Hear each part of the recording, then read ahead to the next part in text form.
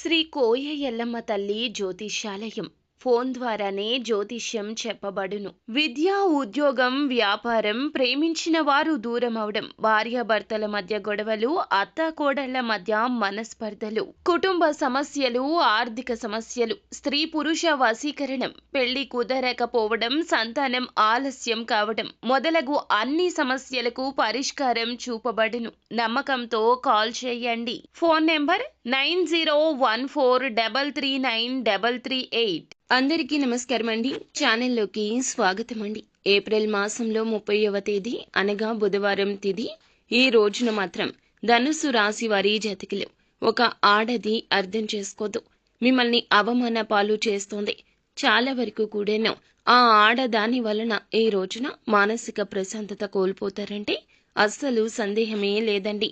ఆ ఆడది అసలు ఎవరు, ఎందులకు ఇలా చేస్తోంది, ఏం చేస్తోంది, ఎటువంటి పరిస్థితి కలిగిస్తోంది, ఎందులకు అర్థం చేసుకోకుండా ఈ రోజున ఇటువంటి పరిస్థితులకు ఆ ఆడది మూల కారణం కాబోతుంది.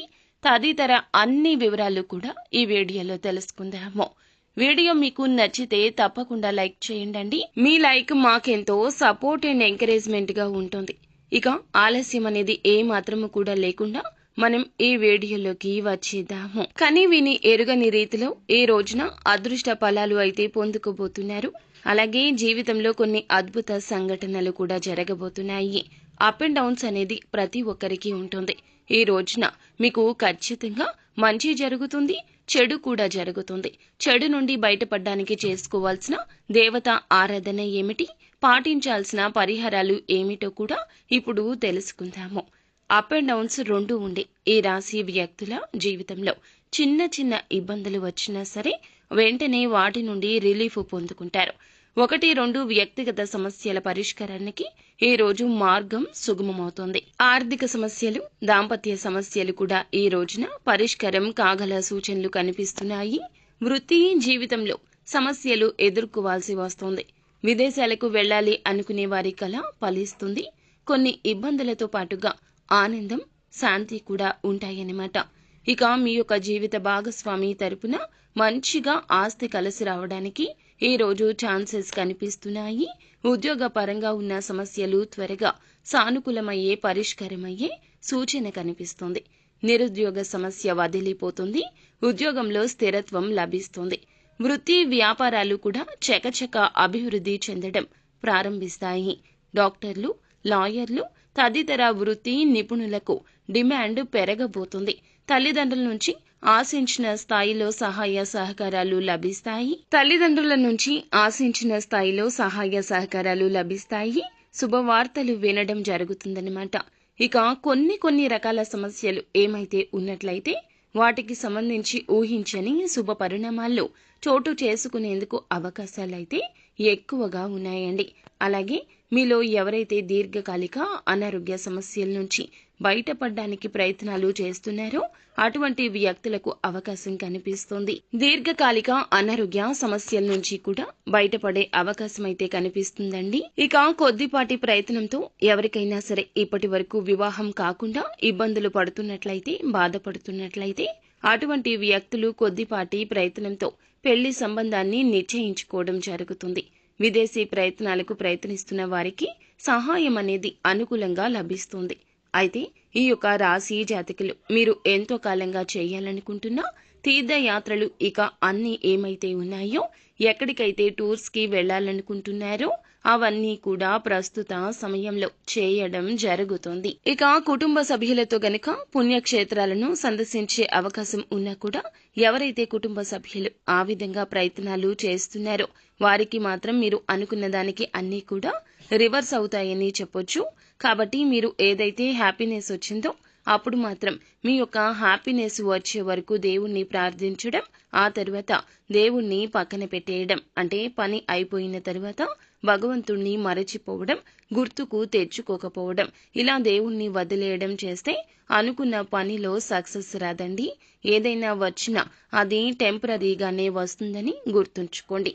కాబట్టి అవసరం ఉన్నా లేకున్నా అదేవిధంగా మీరు గుర్తుపెట్టుకోండి, అవసరానికి దేవునికి దండం పెట్టుకోవడం, మొక్కులు మొక్కేసుకోవడం, ఆ తర్వాత మొక్కులు చెల్లించుకోకుండా వాటిని మర్చిపోవడం లాంటివి చేస్తే గనక అనర్థాలకు ఇదే తొలి బీజమవుతోంది. కాబట్టి ఇదివరకు ఏదైనా మొక్కులు మొక్కుకున్నా, ఇప్పుడు కొత్తగా ఏదైనా మొక్కులు చెల్లించుకుందామనుకున్నా ఆలస్యం లేకుండా చెల్లించేసుకోండి. మీరు ఖచ్చితంగా కోరిక తీరాక చెల్లించుకోవాలి అని ఏమీ లేదండి.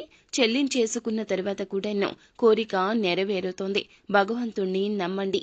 భగవంతుణ్ణి నమ్మకుండా ఇది జరుగుతుందా లేదా అన్నట్లుగా సందేహంతో మాత్రం అస్సలు ఉండకూడదు. ఇలా ఉంటే మీకు జరగాల్సింది కూడా చేతి దాకా వచ్చి చేజారిపోతుంది. కావున ఇది గుర్తు పెట్టుకోండి. ఈ రోజు మనం బ్రతుకుతున్నామంటే దేవుడు ఇచ్చిన ఛాన్సే కాబట్టి దేవుడికి ఎప్పుడు కూడా ధన్యవాదాలు తెలుపుకోవడం, నిత్యం భగవన్ నామస్మరణ చేసుకోవడం, వీలైతే దేవాలయ సందర్శన చేయడం, కాస్తంత సేపైనా దేవాలయంలో మనశ్శాంతిగా గడపడం లాంటి పనులు తప్పక చేయండి. ఇలా చేయడం వలన మీ జీవితంలో ఒక పాజిటివ్ ఎనర్జీ అయితే పెరుగుతుందండి. ఈ రోజున మాత్రం మీకు మానసిక ప్రశాంతత కాస్తంత సన్నగిల్లే అవకాశం ఎక్కువగా కనిపిస్తుంది.